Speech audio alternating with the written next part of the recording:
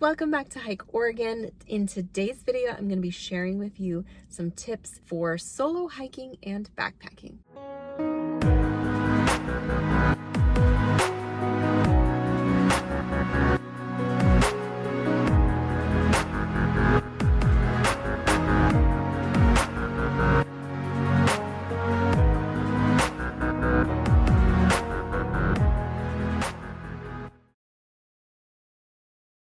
If you are new here, welcome to the Hike Oregon channel. I make hiking and backpacking vlogs, as well as gear reviews and just general tips and tricks videos. If you enjoy content like that, click that red subscribe button and the notification bell so that you are notified every time I make a new video. And if you want more content from me, you can always support me over on Patreon, where for as little as just $1, you get a ton of extra content. So over the years, I have done a ton of solo traveling, solo hiking, and the last couple of years also solo backpacking. I tried solo backpacking way back in 2016 and it was not for me. I legit left in the middle of the night because I could not handle it, and I hadn't tried it since. And in 2022 I decided, okay, I need to do this again, and I did it again, and it was life-changing experience, and I've done it quite a few times since then. And because I go on a lot of solo road trips and I do solo day hiking all the time, I tend to get a lot of questions from other female hikers on how to do it safely and what are the concerns and how to mitigate those concerns. So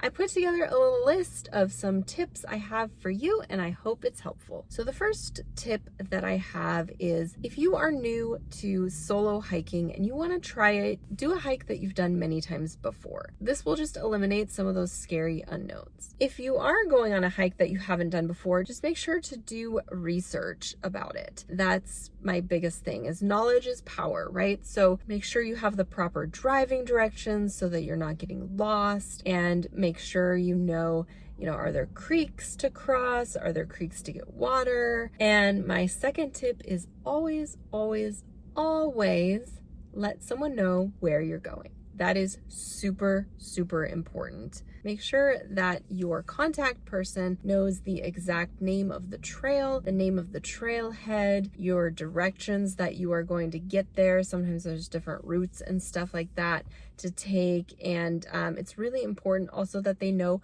what time approximately you're going to be home. So let's say you're supposed to be back between 4 and 6. And they don't hear from you by like 6:30, they should probably start to worry and maybe send for help. That's important, because if you don't have a way to contact them, they would send out search and rescue. And by having all of the details about your hike, like what trailhead you started, what trail you're taking, any side destinations you might be going on, this helps search and rescue be able to find you if you are indeed in trouble. Next thing is, if you can, try to keep in contact with someone back home. I find this most important, especially if you're on a multi-day backpacking trip, having some sort of personal locator beacon or satellite messenger where you can message whoever your contact person is at home. Hey, I arrived at camp, I'm safe for the night. Or, hey, the hike is taking a little bit longer, expect me to arrive an hour later, or something like that, just so that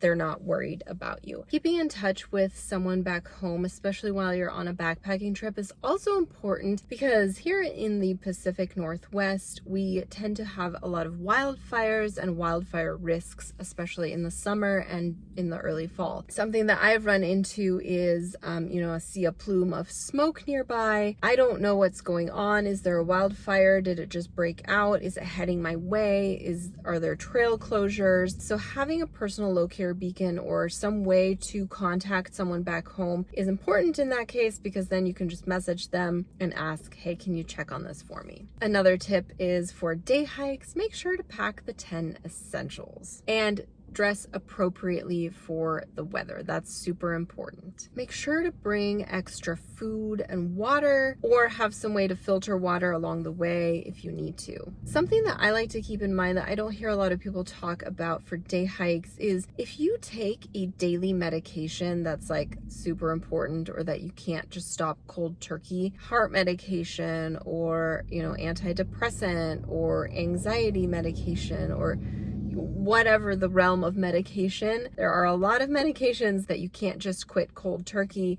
You will have issues, or it could really be very harmful to you. Make sure to have 1 or 2 doses with you in your day pack, just for emergencies. If you are stuck out there, let's say you get lost or injured, it takes a while for search and rescue to come and find you and extract you, that medication might actually be life-saving. My next tip is just be aware of your surroundings. I think most of us have some sort of awareness of, hey, this is a sketchy situation, or hey, I don't really like the way this feels. Always listen to your gut. There have been a lot of times where I was like, well, maybe I'm being a sissy, but I just would rather listen to my gut than have something go wrong. And I've turned around. Like I said, in 2016, when I tried solo backpacking for the first time, I left in the middle of the night. Why?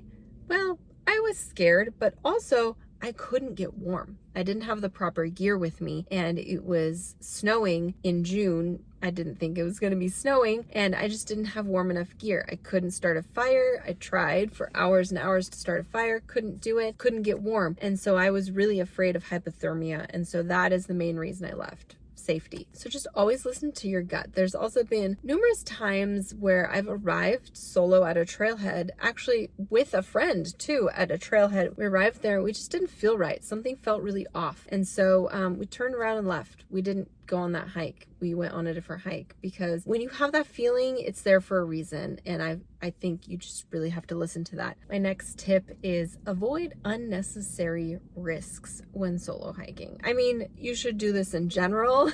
I find that I'm always just a little bit more careful when I'm solo hiking. Stay on marked trails, use caution when crossing creeks or rivers or anything like that. If you're navigating steep terrain, just be really careful not to slip and fall. Just anything that could be super risky, especially going by yourself, just don't do it. Equip yourself with some basic wilderness survival skills. So learn how to read a map and compass, learn how to build a simple shelter, or maybe just a tarp tent type thing using stuff from your backpack.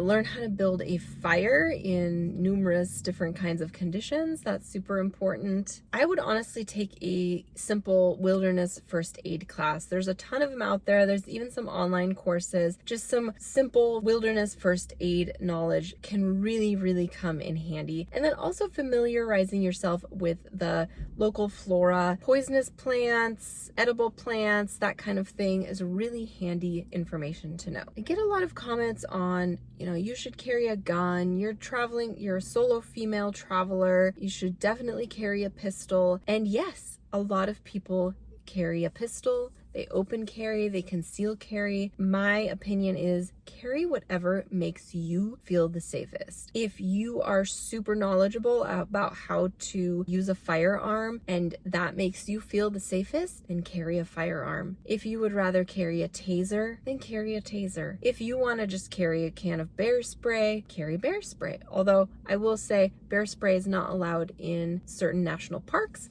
So keep that in mind. If you're solo hiking in areas like that, just definitely check regulations first. Just carry whatever makes you feel the safest. Some people carry a knife. Some people don't carry anything. Take your big scary dog. Do whatever makes you feel the safest out in the wilderness. And I think knowledge is power. So having all these skills and knowledge before you go, I think is probably your best bet for going out solo backpacking, solo hiking, and just getting out on the trail. If you want more info, I'm putting all of this more cohesively into an article on my website, hikeoregon.net. I will link it in the more info box below this video. If you don't already, go ahead and follow me over on Instagram. That's where I post all of my recent hiking and backpacking adventure pictures. Thank you so much for watching this video. I hope it was helpful. If you have any solo hiking or backpacking tips,